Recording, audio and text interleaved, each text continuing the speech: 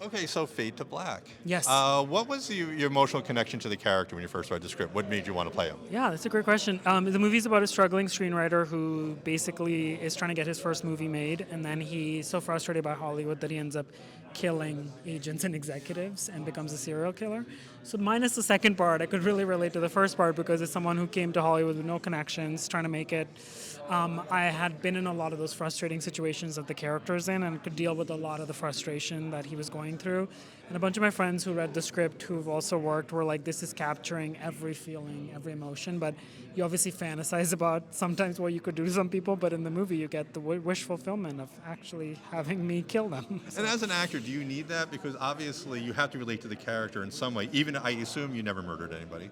I mean, you and I talked off camera by accident a couple of times. No, I washed but, my hands a lot before this interview. No, but some honestly, red stuff came off. is it something, especially if you get a little fantasy world, you always have to ground something in reality for you? Yeah, I think find it's that kernel of reality yeah. so you can play in the fantasy. Yeah. I like having something in my real life to connect to, but if the writing is really good, you don't need any connection. The writing was really good here. But sometimes if you can tap into it, it's even better. And in this movie, I definitely tapped in. The writing was really good, but I definitely found some stuff in there from my real life. Then what did you tap into for Deadpool?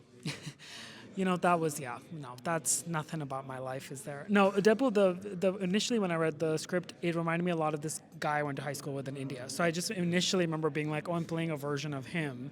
But then when he gets really violent in the second movie, that was not tapping into anything there. Yeah. Did you have fun following the script, or sometimes you like more improv? Because I assume Deadpool allowed a little more improv than most movies. How do you feel about being following the script, but also being allowed to do improv?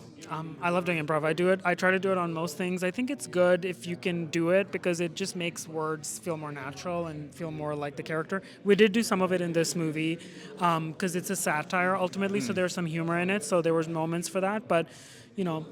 If I can do it and get away with it, I'll do it.